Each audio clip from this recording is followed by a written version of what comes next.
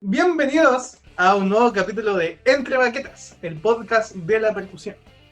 Hoy día tenemos un invitado, un percusionista de Talca, un talquino. Estaba bueno ya traer a alguien de estas tierras.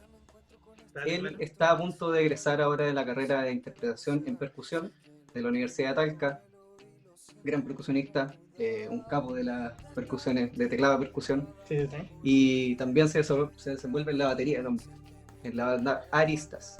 Así que bienvenida al único grande nuestro, Cristóbal Peña. Hola. Hola, hola. Hola, hola. ¿Cómo estáis? Bien, bien, todo bien, chiquillos. ¿Y ustedes? Aquí medio chato, Claro, claro. pero bien. Está pegando fuerte el año. Sí, Sí. pero ya vamos a salir adelante. Toti, Eso es. vamos al tiro al grano. Con una pregunta que es súper típica para empezar esto. Y sabes que igual pensándola antes de cuando venía para acá, era como, mira, yo conozco a Cristóbal hace caleta de años, igual, y nunca te he preguntado cómo llegaste a la música, o cómo llegaste a la batería y la percusión. A la U, en realidad, así como a estudiar percusión. Vale. Mi relación con la música directamente y también con empezar a tocar pasa porque yo me crié y todavía asisto a una iglesia evangélica. Y en la iglesia evangélica uno asiste martes, jueves y domingo. Entonces, todos esos días uno escucha música en vivo. Entonces, está escuchando música constantemente. Y pasó que a los 9 años, yo ahí explorando, un poco de curioso, empecé a tocar la batería de la iglesia y me integraron a los músicos a los 9 años. Ahí 9, 10. Entonces de ahí empecé a tocar. Entonces ya partió como algo bien, bien serio. Pero el problema fue que nunca tuve clases hasta los 17. A los 17 años recién, cuando estaba en cuarto medio, empecé a tomar clases con el profe Felipe González, en la ¿Entraste al UTAR. conservatorio ahí? Sí, ahí entré al Claro. conservatorio. La Y me historia preparé se para la repite carrera. ahí porque todos pasamos como por lo mismo. Eh, Excepto Sí. el Mati. El Mati era el alumnito de la claro, yo antigüedad. tenía cancha, el hombre, Sí, sí. más veterano. Sí, entonces ahí recién supe cómo era la técnica para tomar las baquetas, los golpes, los movimientos, empecé a leer música, etc. Los conocí a ustedes. Claro. Tiene cosas buenas y malas, ¿cachai? Sí. Aprendiste técnica, pero tuviste que conocernos a nosotros. Entonces yo me acuerdo igual, me acuerdo cuando estábamos finalizando nosotros el primer año ¿Mm? y tuvimos esas presentaciones que teníamos como conservatorio y estaba Toti tocando todo esto en dúo de tambor, creo, con el profe. Ya, Sí, pero toqué un era... dúo de tambor, el estudio 4 romano de Peters, creo, Ya, que era rudimental y con batería. sí, Ya. creo que ese fue el debut de Toti. En la... Sí. Y ahí cuando llegué a la U, ahí recién conocí, se me abrió un mundo nuevo, pues, porque conocí todos los instrumentos de percusión, la marimba, los timbales, el vibráfono, Claro. y vi tocar a los demás que estaban estudiando percusión y fue muy bacán. Pero Una tú llegaste experiencia cuando total. ya, tú llegaste cuando ya había una generación, éramos como 6 7. Éramos 7 cuando llegaron ustedes. Sí, pues, ya habían Estaban, Sí, estaban las primeras 2 generaciones, que cada una fue de una persona. 3 generaciones. No, pues fueron 2 nomás, sí se saltaron una. Claro, Ah, a eso me refería, que están las 2 primeras y nosotros. perdón. Eso iba a decir, Perdón. que nosotros éramos sí. 5. Y entonces me encontré de frente con una cátedra ya instalada y súper súper bueno. Se me amplió la mente totalmente. Y bueno, entre los 9 y los 17, nada, tocaba con amigos, tampoco conocía tanta música fuera, por ejemplo, del rock clásico o la música evangélica, que también es de muy buena calidad. Músico. Estamos hablando de gospel, Sí, de Claro. electro chop. de El batero más verdad, pirotécnico. no sé si conocen a un artista brasileño que se llama Julio César, que tiene un baterista extraordinario. Ahí se lo recomiendo. Después les voy a mostrar una canción. Y bueno, ahí tocando con amigos en el liceo, en tocatas del liceo, la típica. Hasta que, claro, me encontré con la cátedra de percusión de la UTAL y me empecé a dedicar más a eso. Bueno. Y ya te rayaste. No soltaste más los raquetas, pues. Mm. Sí, sí, la verdad que vi una buena oportunidad. Vi que había una cátedra establecida, había un buen profe. Como la concepción de la música que tenían es súper bacán, igual. Estar de un mundo como muy cerrado, a encontrarte con todos estos instrumentos, música nueva, fue realmente gratificante y me hizo crecer igual. Claro, el hecho también de tocar en orquesta. Bueno, a nosotros igual nos pasó eso, pues tocar en orquesta, tocar en ensamble de percusión, hacer música de cámara, ya es otro mundo a tocar la batería en una banda de rock en el liceo, ¿cachai? Es otra cosa, aprender de cero. Sí, aprender sí, de sí. cero. Nada más de que Sí. la exigencia es distinta. La exigencia es muy distinta. O sea, como nosotros comentábamos antes de empezar el programa, tocar batería con tu banda, tienes libertades, te puedes dar la licencia que quieras finalmente mientras esté dentro de lo musical.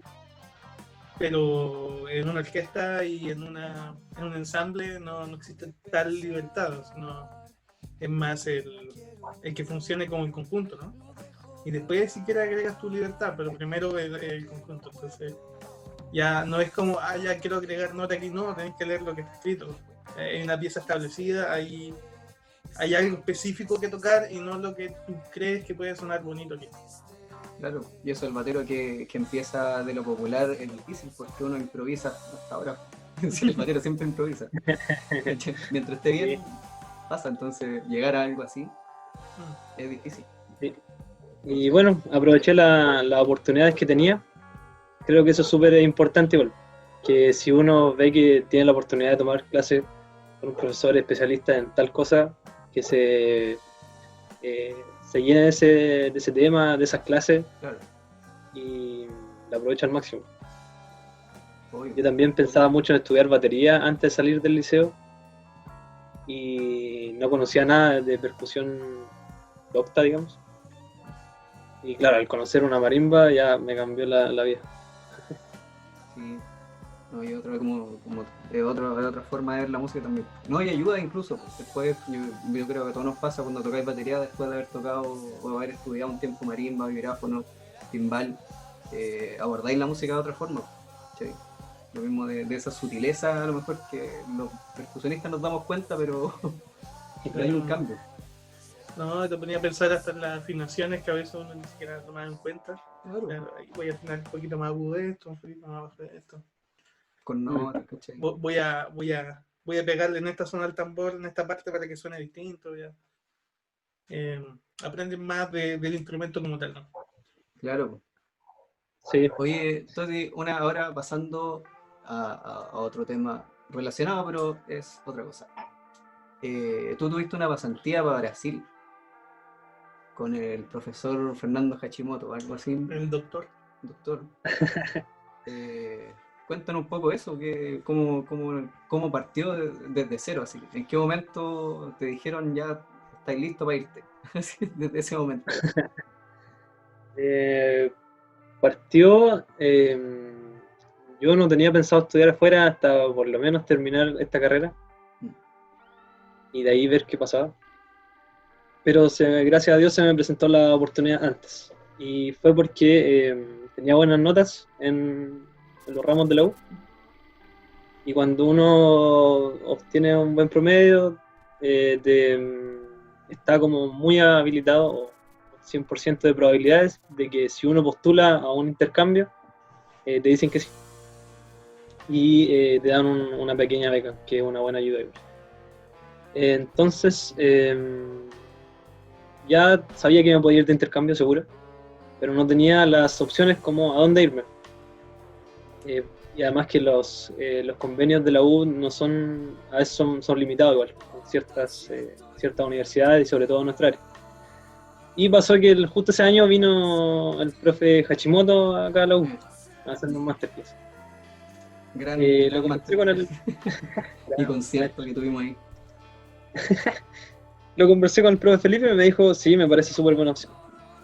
Y hice las postulaciones correspondientes y me fui el primer semestre del 2019. Y bueno, la experiencia fue muy, muy buena, la verdad. Conocí a mucha gente, aprendí otro idioma, aprendí de otras culturas, Claro. toqué con personas de otras culturas, que eso es de verdad muy, muy gratificante, muy interesante. Viajé un poco, conocí música nueva y me nutrí de todo lo que pude, tanto en el área personal eh, como en el área musical igual.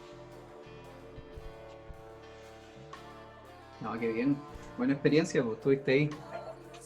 Yo creo que las clases ahí no eran malas. ¿Cómo No, funcionaron un poco bueno, las clases ahí? Porque tuviste la ahí verdad que multipercusión, porque el profe eso es como su especialidad, como los parches, la multipercusión. sí, justamente.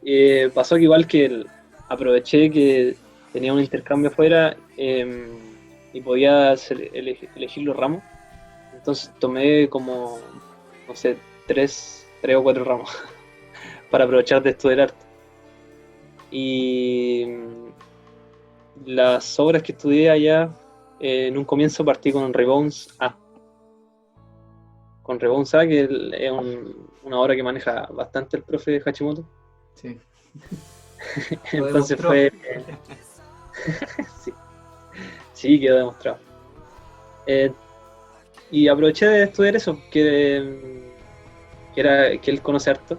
Entonces me enseñó a escuchar más, a nivelar los distintos tambores que hay en esta obra, por ejemplo, ver los niveles que hay, las distintas secciones, entre otras cosas. Y después estaba interesado yo en estudiar timbales con él, que toca muy bien timbales igual. Y ahí partí de cero porque antes usaba la tomada francesa y ahora toco con la tomada alemana. Y que también tiene una visión súper interesante el profe de los timbales.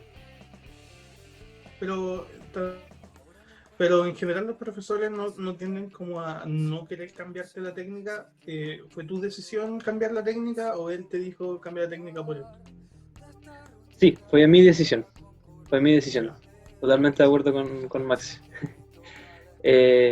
Y primero absorbí todo lo que pude con la técnica, con la tomada francesa. Entonces ahora igual puedo tocar con las dos. Claro. Y también la disposición de los timbales ahí tocada ahí al revés, ¿o no? Sí, cambié la disposición de los timbales también. El hombre es Sí, fue como totalmente una Mangini decisión mía. O sea, de los timbales. tengo entendido que la disposición que ocupa Hashimoto actualmente es como la más popular por estos lados, ¿no? Así como Estados Unidos, por allá se ocupa esa. Y la que ocupamos nosotros acá, que es como la tradicional, la antigua, digamos, es la que va como para Europa, ¿no? O estoy mal ahí.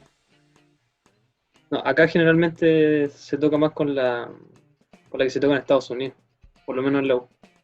Ya, entonces lo dije al revés. Sí, Ya, está bien, está bien, está bien. pero sí, aprendí a tocar con las dos disposiciones igual. Que no siento que no hay tanta diferencia igual. Si es que te concentras bien en manejar tus manos, en cuánta fuerza aplicar o cuánto sonido quieres en cada timbal, Claro. O sea, creo que no hay mucha diferencia tampoco. Como la coreografía sería como como eso. aprenderte una Sí, coreografía por un lado y después sí, por el otro, como eso yo claro, creo que es lo más el hecho difícil. de leer, yo creo que cambiar la lectura es un poco difícil, pero se acostumbra uno al poco tiempo. O sea, igual se te da vuelta todo el sticking, ¿o no? Onda, si Sí, sabías tocar, no sé, X pieza en orquesta y después te lo cambian, es todo al revés. Las manos al revés y exactamente, todo. se cambia todo el estilo. Claro, no, a mí me quedo así. Ah, sí, yo también me quedo Sí, como me quedo tocaba, así. no necesito cambio, Sí, estoy bien. Igual tampoco toco muchos timbales, así que estamos bien. Hoy bueno, los dos están preparando su examen de ingreso, bro. ¿Cómo vamos ahí? Bien, con lo que se puede. Bien, bien. Ya tengo una hora de tambor, que es ¿Cuál estáis tocando? chic, Sí. chic, de Nicolas Martinsiu, que es un francés. Un francés percusionista capísimo del tambor, que tiene obras bastante interesantes igual. Y sí, ya la tengo casi lista. Y ahora tengo que ir a estudiar Rebounds B Ya. y definir una obra de marimba también. No estaba decidido ya el concierto que que había estado trabajando todo este tiempo. Que yo debí trabajar al menos. Sí, me escucharon varios. Me escucharon una versión buena igual, que era el concierto de marimba de Sijourné. Pero no, al final no quise porque probablemente no se pueda hacer un recital con pianista y se tenga que hacer con pista. Y personalmente no quise elegir esa opción. Y, estoy decidiéndome en alguna hora solista.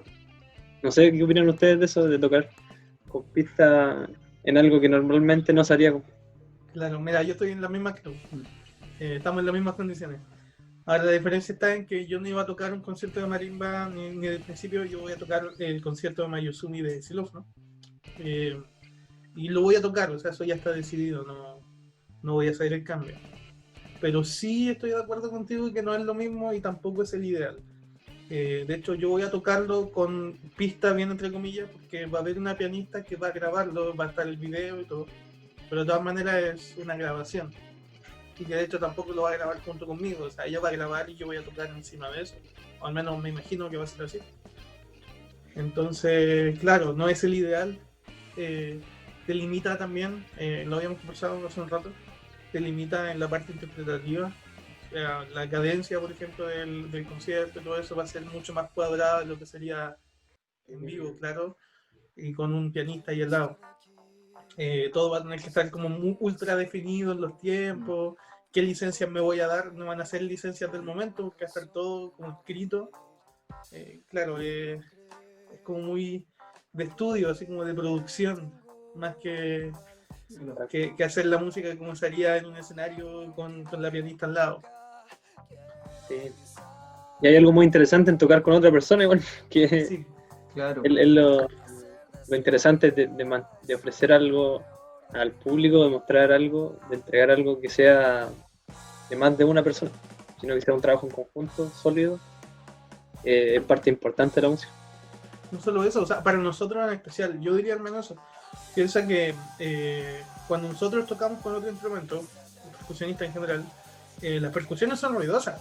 Por naturaleza sonamos fuerte, más fuerte que un piano, diría yo. Entonces uno tiene que buscar un buen sonido sin, ¿cómo se llama?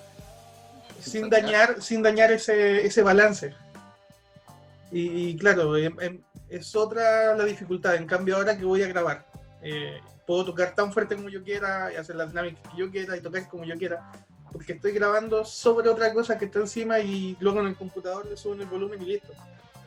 No es ese trabajo de igualizarse junto a la otra persona, de buscar ese fiato y de buscar el balance correcto. Sí. Bueno, a pesar de todo, igual me pone contento el hecho de que sigamos trabajando, a pesar de las dificultades que se han presentado. Sí, creo que es un punto importante a valorar el seguir estudiando en casa, tener clases en línea, a pesar de que no es lo mismo obviamente, pero mantenerse constante ahí creo que es muy muy bueno. No sé si opinan lo mismo, al menos para nosotros. Creo que en general los estudiantes de acá de la UTAL tuvimos un año prolífico de tambor, por decirlo así. Porque Sí. como es lo que teníamos a mano, todos hemos estado a punta de tambor todo este primer semestre y lo que llevamos del segundo ya. Entonces, hay Totalmente de acuerdo con Maxi. hartas cosas técnicas que se arreglan y que uno trabaja y ya, que quizás no se había dado el tiempo antes porque tenía los teclados. Claro, te tomabas tiempo el hecho de no tener un teclado en la casa, llegabas y tocabas teclado y timbal todo el día, ¿cachai? Y dejabas el tambor un poco de lado. Claro. Pero eso, Claro, importante acordarse que el tambor en el fondo es la base del otro instrumento. Ahí está la fineza. Sí, no, y dominar el tambor es complejo. Bueno, las personas que han estudiado tambor y que estudian tambor se dan cuenta que no es llegar y pegarle. Es difícil el controlar también, el controlar el sonido y todo.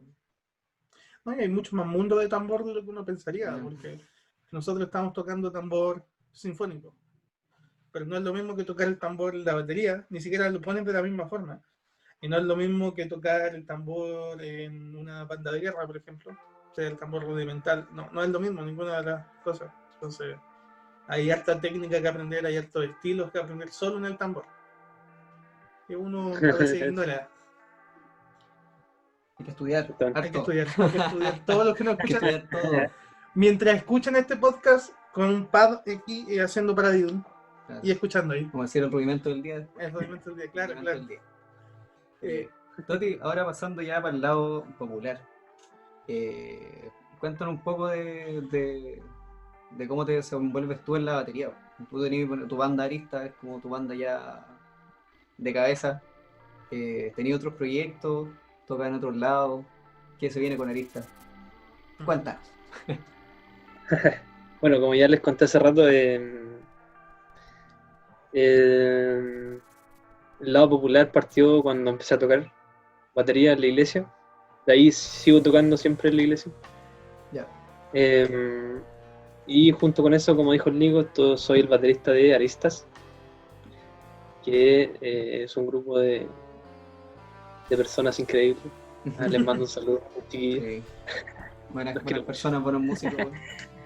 Y sí, eso me gusta harto. Y yo, aparte de que algo importante para mí en una banda de rock es que sean tus amigos con los que estás tocando y bueno, y está todo el otro lado musical también. Entonces a los chiquillos los conozco de séptimo básico. Ah, mira, no cachaba eso. Séptimo, y al Luciano Flanders lo conocí un poco después, como en segundo, tercero medio. Pero desde ahí que nos conocimos y tenemos una buena relación.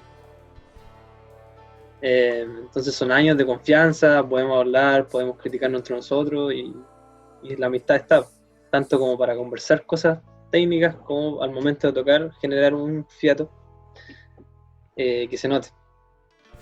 Y en la parte musical, sí, los considero a todos súper buenos músicos. Y la comprensión de ellos que tienen de la música también me gusta mucho. Entonces eso me hizo interesarme en el proyecto de la banda cuando me invitaron a participar con ellos el 2018. En 2018 me integré a Aristas. Y ahora estamos trabajando en un disco que los chiquillos están haciendo los últimos retoques. Ahí lo Va a grabé. salir. Sí, ya está grabado. Bueno, Va a salir pronto, como un mes, yo creo. este año. o sea, Sí. Algo vi yo que habían publicado en Instagram, un clipcito donde estaban tocando. Sí, igual ha sido un proceso súper independiente. Entonces los tiempos siempre no es fácil como establecer una fecha y llegar ahí. Porque además el Manuel, que es el productor, está en la U. Entonces siempre tiene que hacerse un buen tiempo para hacer las cosas de la banda, para responder la U, para trabajar también. Claro. Entonces ahí hay harta pega. Pura Y claro, al ser pasión, tan independiente, estamos un poco más de tiempo, ¿no es cierto? Claro, no tienes que cumplir con fecha a gente externa. Pero igual por lo menos yo siempre prefiero trabajar de esa forma. Aunque igual los recursos de repente no están y todo eso. Pero claro, así tú pegas, así lo tuyo y no tenés tercero metiendo mano. Eso. De repente te cambian todo, ¿cachai? ¿Qué? Y bueno, con respecto a lo que me preguntáis, cómo me desenvuelvo en la batería, siempre trato de ir muy conectado a la banda.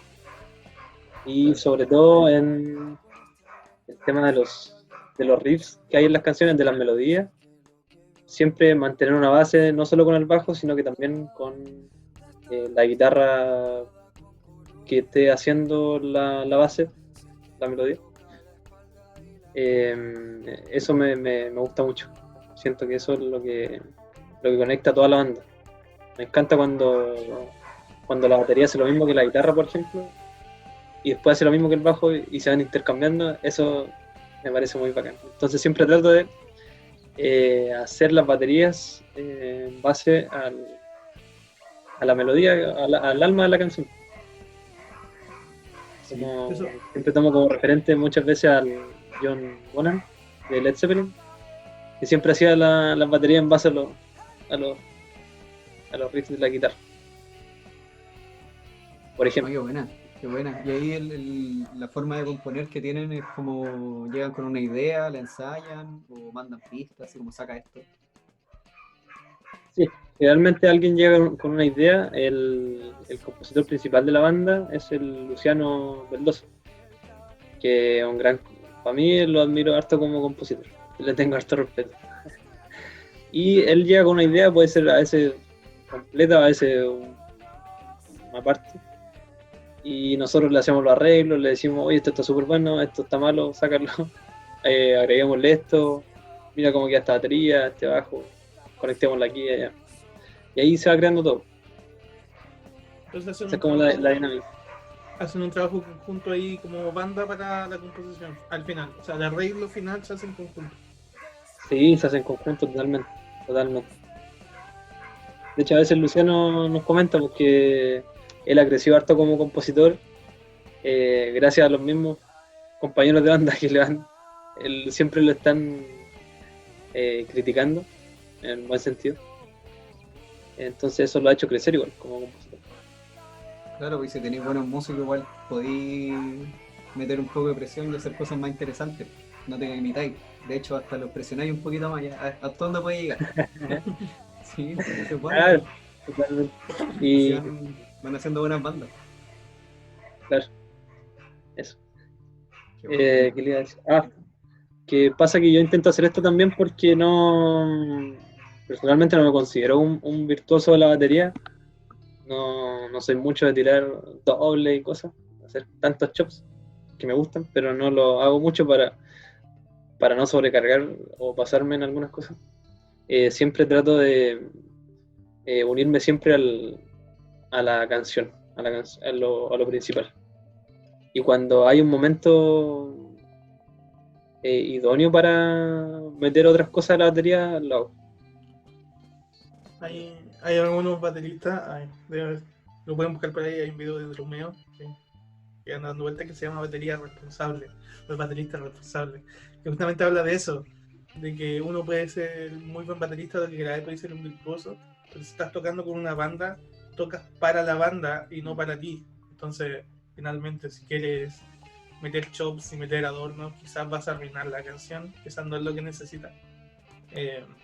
Yo personalmente, que lo he escuchado varias veces a los aristas, yo encuentro que la batería es tan precisa, o sea, suena justo lo que tiene que sonar y la música suena muy bien y muy compenetrada gracias a eso. O sea, ahí hay un muy buen trabajo. Claro. Y eso mismo te lo ha dado también el estudio de percusión más académico, pues, el hecho de tocar cámara, ¿cachai? Y todo eso. El escuchar al otro, pues yo creo, siempre que empezáis a tocar batería, tocáis tú y lo vas fuerte y deja de tocar fuerte y tirar palos. Quiero Síganme, tocar, síganme. síganme. Claro, síganme, yo ya aquí le mando. Pero claro, Claro. el escuchar al de al lado, eso mismo que decís tú, de escuchar qué va haciendo el bajista, qué va a hacer el guitarra o el instrumento que sea, las dinámicas, ¿cachai? Todo eso es importante, creo, para ser un buen músico, más que un baterista, ser un buen músico. Eso estamos haciendo en música, con la batería. ¿Cachai? Y finalmente muchos bateristas, creo yo, olvidan eso.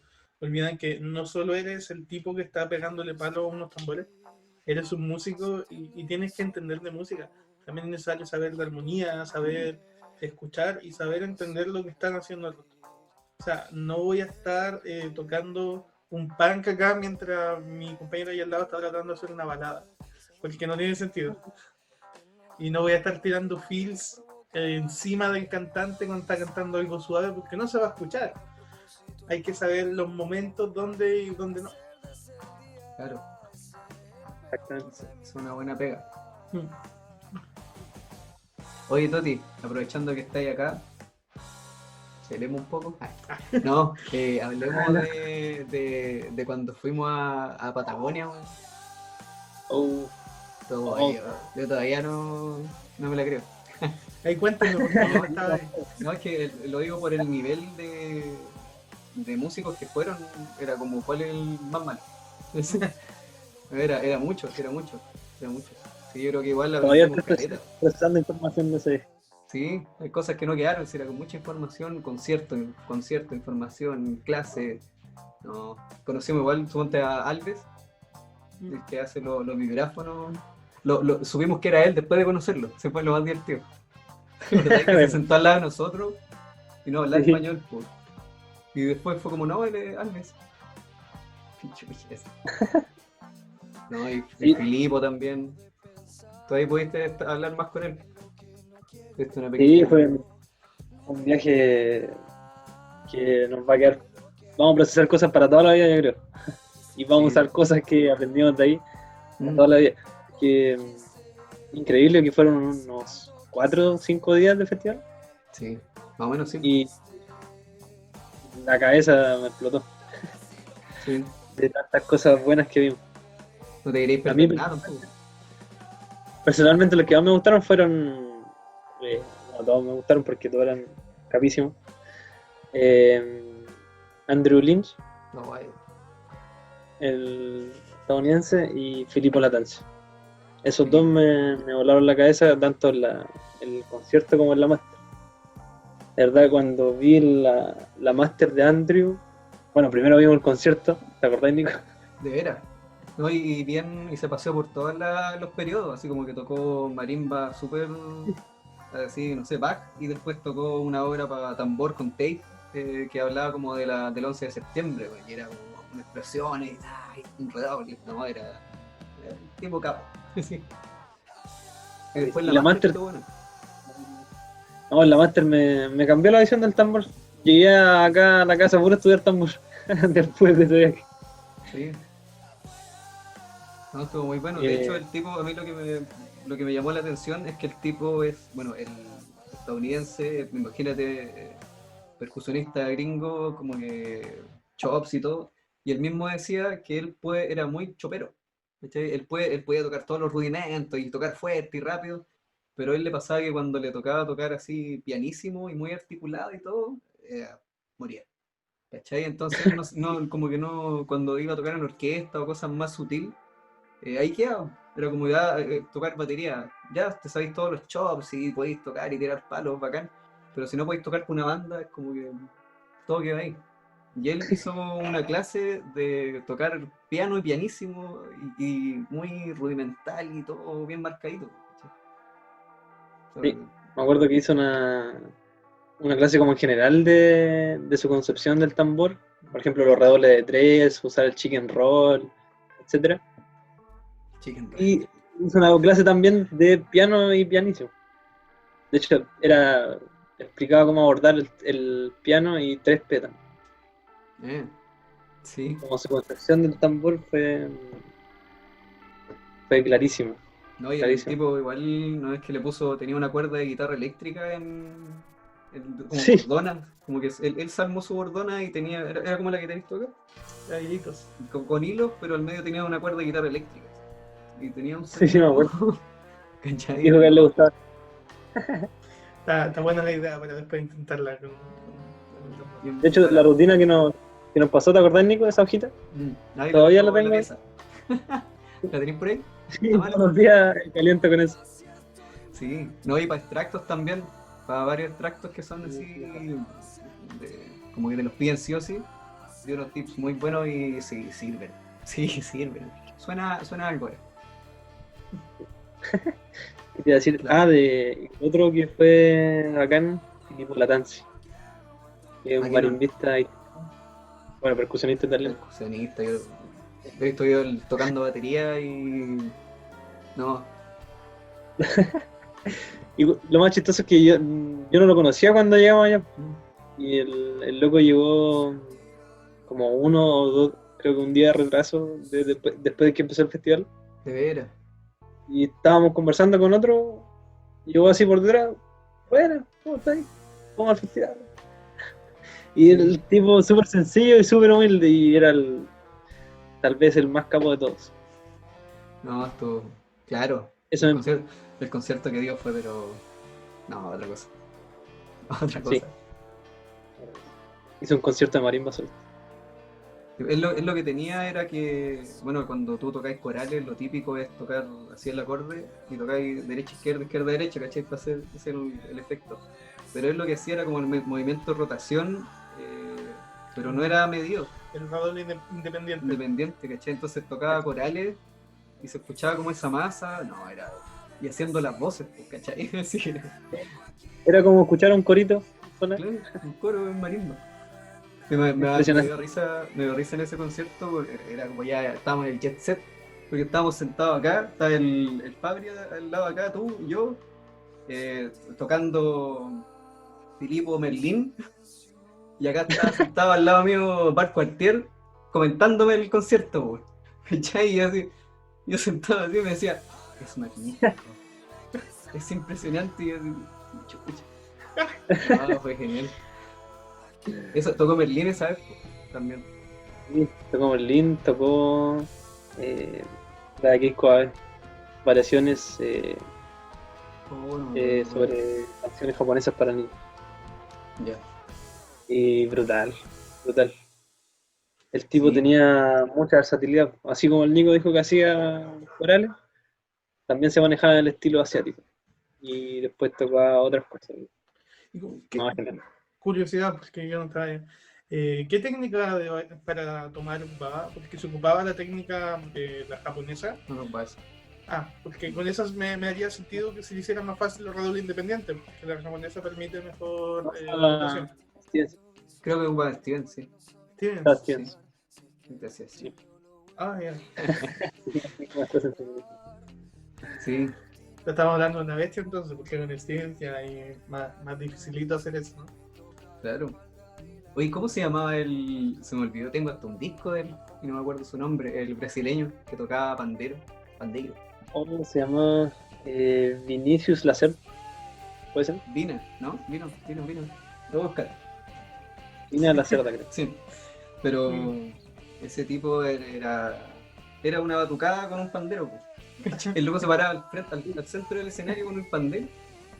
Y era todos los tonos igual. También era como... Así se toca esto, ¿cachai? Y era como que el pandero era parte de él. Esa impresionaba. El tipo no tocó nada más. Cantaba con el pandero el tipo. Y por eso no tocó nada más, ningún instrumento más. Y el loco, su concierto, dio concierto, no. Él se metió a tocar. Sí, se metió a tocar en el Monco. ¿Cómo se llama este grafonista que había? No, Andrés Juárez. con él. Claro, él lo invitó para... que era como jazzista, pues, ¿cachai? Tocaron con la banda de jazz de allá y Vibra. Y lo invitó para hacer un solo de pandero. En jazz, así. Igual, creo que si uno busca encuentra un montón de músicos que son como ultra especialistas en un instrumento porque como que se obsesionaron con eso y ya es lo único que hacen todo el día. Claro. Creo que hay un ejemplo que tú me diste de esto, que cuando estaba allá en Brasil tenía un amigo que tocaba todo el día xilófono, era, ¿no?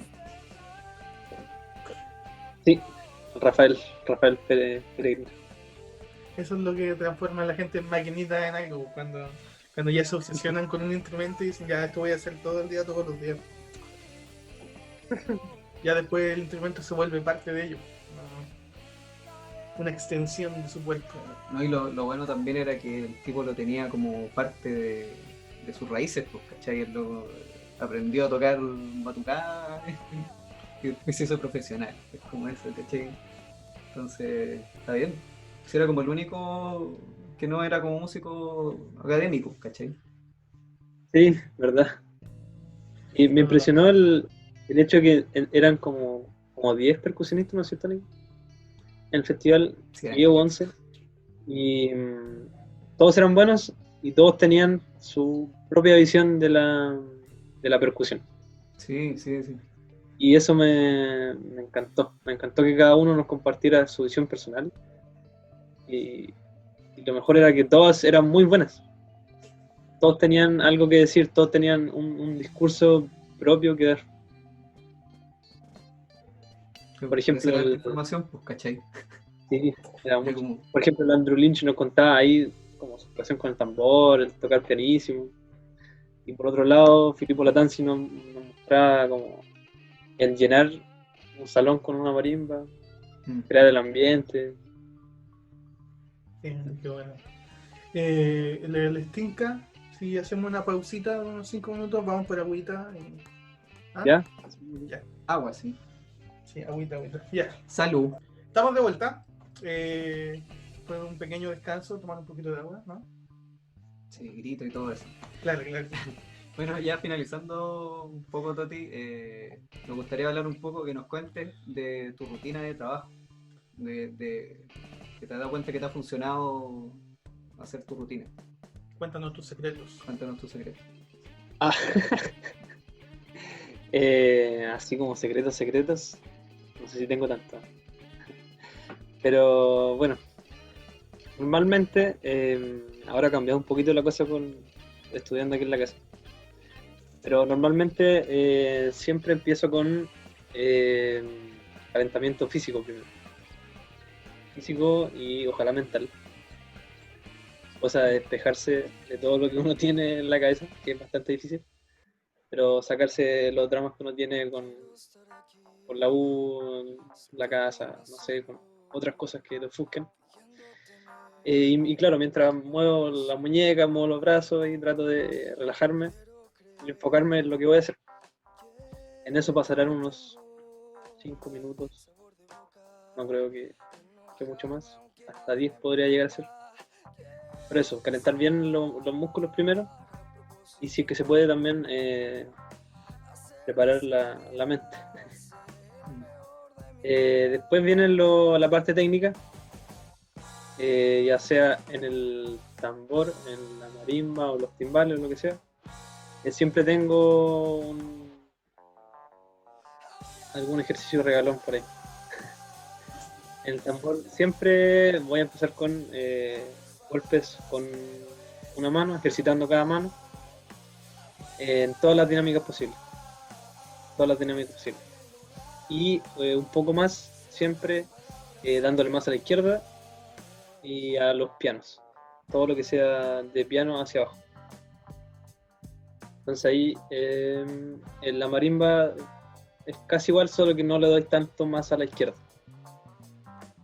Pero siempre está esto de ejercitar primero cada mano súper bien, hacer una técnica linda, buscar un buen sonido.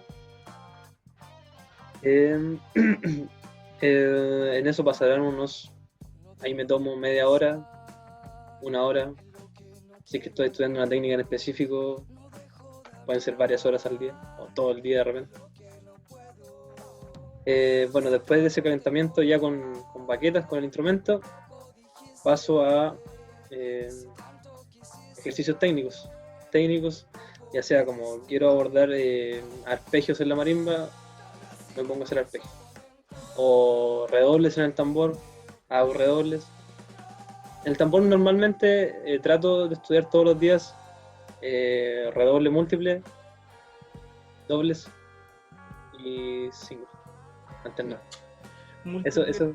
Una pregunta que múltiple para ti, ¿es el bass roll o es El bass roll? Bass, ya. Porque también, ¿y el triple no lo trabaja igual o no? Es que el redoble, por ejemplo, el llenito siempre es trabajo triple. De meso fuerte para arriba siempre hago triple. Ese es como mi bass roll. Y de meso piano para abajo, ahí es más indefinido, ¿no? O de rebote, no. Pero sí, siempre que la dinámica fuerte las trabajo con tres. Claro, o sea, yo hacía la pregunta porque no sé si tú estuviste cuando Envid hizo esta charla con Tom Fried. No. Ya él habló un poquito justamente del robot y todo eso.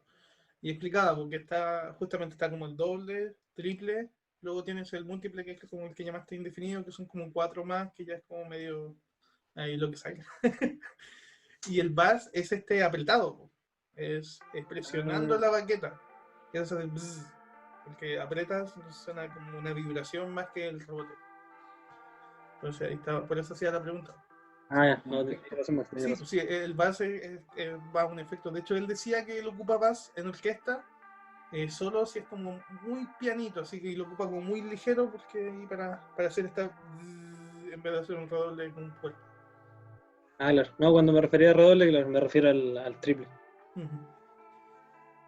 Sí. Ahora, dentro de lo mismo, ¿cómo abordas piezas? Así como, ¿cuál es tu trabajo para abordar una pieza? Si te paso hoy día un ejercicio de tambor, un del eclipse, ¿cómo lo empezaría a trabajar? Ya, justo iba a pasar eso. Bueno, después de ese tercer punto, que serían las partes técnicas, ahí empiezo con el repertorio. Si tú me pasáis un estudio ahora, por ejemplo, depende de la dificultad, obviamente, pero digamos un estudio difícil, o que lleve trabajo aprenderlo, o una pieza de lo que sea, siempre voy al trabajo de escritorio que le llaman, primero. Siempre me siento, me tomo un café con la obra, literalmente. Para ver qué tengo en la mano, digamos. No soy muy habilidoso leyendo cosas difíciles a primera vista, entonces siempre trato de analizar cómo conocer a una persona. Uno primero conversa a poco, va viendo, no sé, su aspecto, las cosas que le gustan, y después uno conoce las cosas más en profundidad. Entonces así con las piezas, por ejemplo, tomo un estudio de Eclipse, veo lo que uno ve típicamente como la métrica, el tempo, las cosas más generales, le hago una lectura en la mente y al momento de llevarla al tambor trato de sacar primero todas las notas, poder tocarlas y de ahí seleccionar las partes más difíciles y en base a las partes más difíciles crear ejercicios técnicos. Y así trato de ir solucionando las partes difíciles y después seccionar, siempre seccionar. Como voy a estudiar del compás 1 hasta el 10, aquí sacaba una idea, o sacaba una frase, una sección, lo que sea. Y así voy armando la pieza hasta llegar un, un momento en tener ajustadas todas las partes y bueno, hacer que sea una idea total. Y ese sería como el resultado, que esté todo conectado y sólido. Igual me imagino, no sé, al menos a mí me pasa así. Como dijiste al principio, varía, ¿no? Varía de pieza a pieza. O sea, cuando a mí me pasa un del eclipse, de los dos estudios, por ejemplo, yo hago eso mismo. Lo agarro, primero lo miro bien, leo, marco lo que me parece que puede ser lo más difícil, le doy una leída, secciono y ahí empiezo a ver ya, esta sección está más difícil, así que hago una ejercicio acá y luego trato de tocar esto y así, y luego arco. Pero si te pasan algo más simple, o un extracto de orquesta que sabes que es repetitivo y que técnicamente ya te lo puedes, el trabajo es distinto, o haces la misma lógica para buscar el mejor resultado. Normalmente el extracto de orquesta me lo tomo bien en serio, porque es prácticamente tocar una hora difícil, porque sabéis que el día de mañana te puede costar un trabajo, un puesto en tal Uh-huh. parte, la postulación a un festival, lo que sea. Entonces con extracto orquestal es lo mismo que una pieza difícil, para mí. Sí, sí, sí. Y en el caso de que sea un estudio, por ejemplo, más fácil, digamos, ahí voy más directo al tambor, a la lectura directa.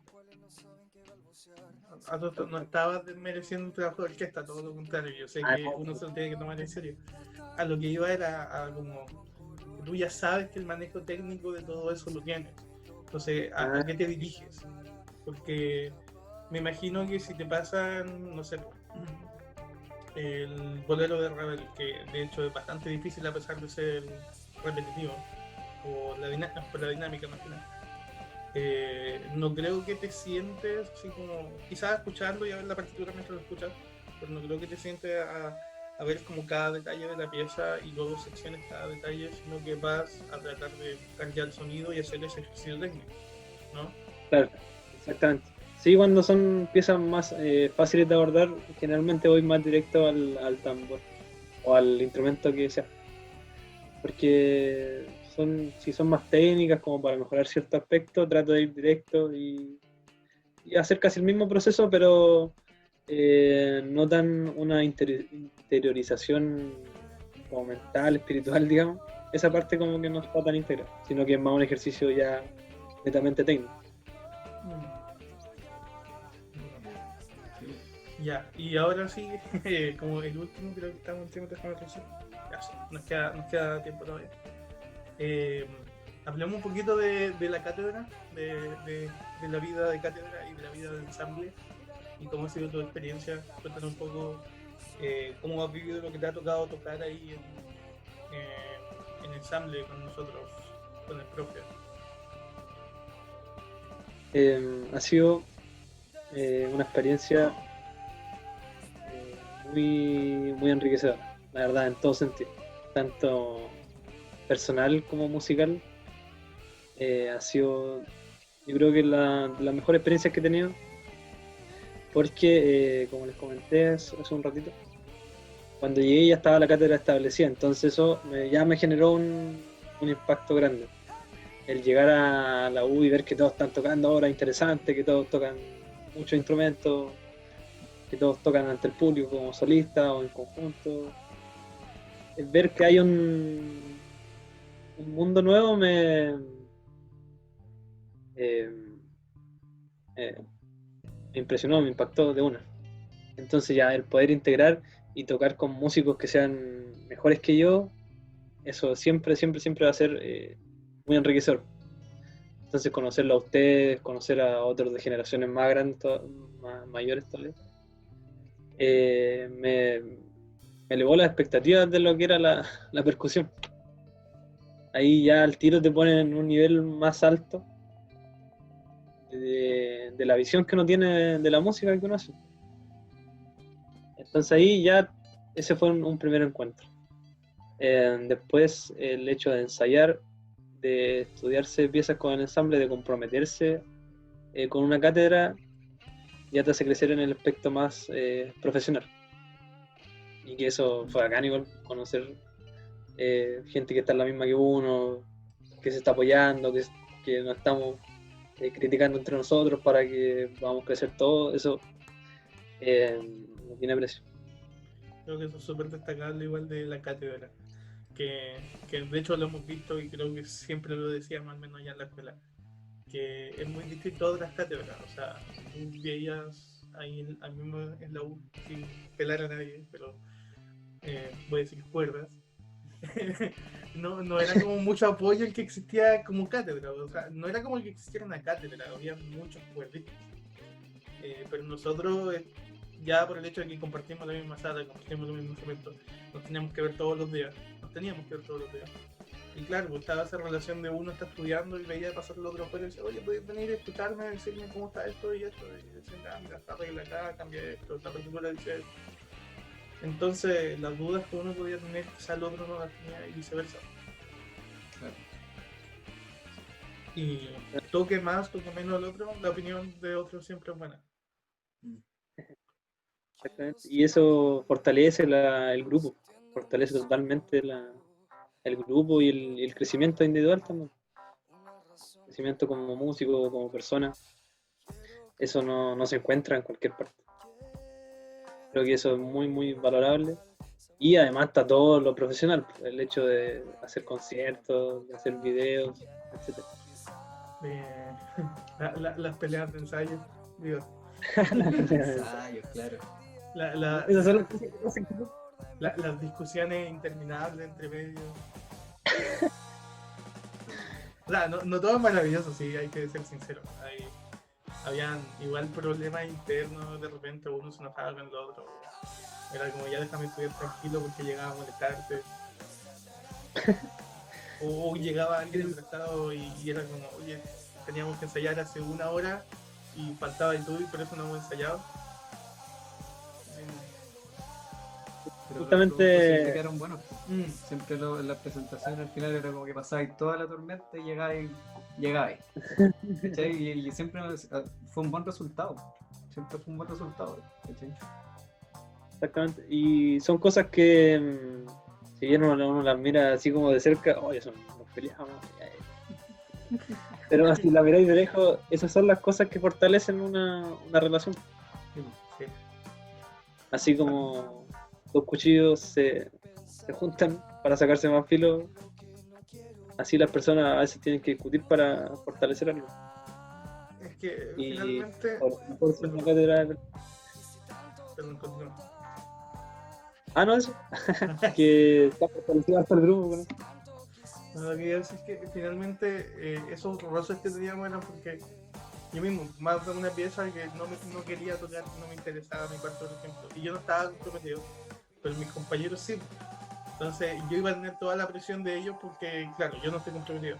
Y también me pasó viceversa, o sea, para el otro lado, me pasó que yo estaba muy comprometido con una pieza y tengo un grupo que no lo está, y yo me voy a enojar y voy a presionar al otro para que haga su trabajo porque me interesa que el resultado sea bueno, me interesa que el concierto sea bueno. Y justamente como tú decías, eso hace que estamos, que esté esa presión del otro, que nunca fue en una mala onda, era un... Vamos, estamos haciendo música, estamos estudiando música.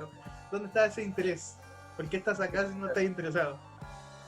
Claro, como dijo el capítulo anterior, el profe Carlos Vera, no he conocido un músico, una persona que haya entrado a estudiar música obligado. Como, no, yo quería estudiar Derecho, pero me obligaron en mi casa a estudiar música, ¿cachai? No sé si se ha visto alguna vez en la vida, Eso ¿cachai? no existe. Entonces, como ya está ahí, hazlo, ¿cachai? O sea, yo he conocido gente que ha entrado a la carrera y ha estado como, esto no es lo que yo imaginaba. Ah, claro. Que es como, se imaginaban más como música popular, como voy a estar todo el día tocando, y se olvidan que hay todo un mundo detrás de la música, que es la historia, la armonía, el análisis, el entender la música para poder hacerla, y no solo es hacer música, hay todo un mundo detrás antes de ponerse enfrente al instrumento. Y hay gente a la que eso le desilusiona. Sí. Bueno, bonita reflexión. Yo creo que podemos dejar esto hasta acá porque ya si no se nos va a alargar la conversa hasta la mañana. Sí, podemos seguir conversando toda la noche hoy. Pero eso, pues, Toti, muchas gracias por darte el tiempo para esta conversa, por apañar y apoyar esto. Ah, Así que, muchas gracias a usted. Un honor totalmente ser partícipe del podcast. Sí, ustedes saben que siempre estamos ahí en las buenas y en las malas. sí, pues, y ahí vamos a ir invitando de a poco también gente de la cátedra, pues, así para ir mostrando también pues, que hay música acá en Talca. Y, Claro. ¿cachai? Que habemos gente. Habemos gente, están pasando cosas. Nada, agradecerte, muy felices de tenerte con nosotros. Y te lo he dicho un montón de veces fuera, pero lo voy a decir ahora también. Siempre invitado. Yo creo que te vamos a tener alguna otra ocasión si tú quieres. Sí. Y si quieres venir a hacer cualquier otra cosa con nosotros, quieres grabar algo, completamente invitado acá a la casita también. Te presto mi tambor. Muchas gracias, Maxi. Te agradecemos. Y bueno, te dejamos la tarima, te dejamos el micrófono, nosotros nos vamos a mutear. Vamos a desaparecer de las... Ahí se yo hablo fue. muteado. Micrófono, son tus 15 segundos. Tenés tus 15 segundos para hablar de tus bandas, de tus proyectos, si estás haciendo clases, todo. Dale.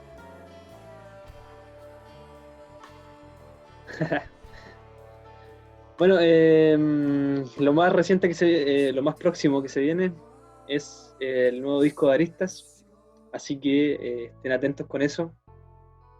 Próximamente vamos a lanzar un disco nuevo para que lo disfruten, para que lo analicen, para que presten mucha atención a esta nueva música que va a salir directamente del corazón de Talca. Así que eso, un abrazo grande y los dejo invitados a escuchar el nuevo disco de Aristas. Eso. Esa es. Bueno, muchas gracias. Gracias a los que llegaron hasta acá. Y con eso nos despedimos. Adiós.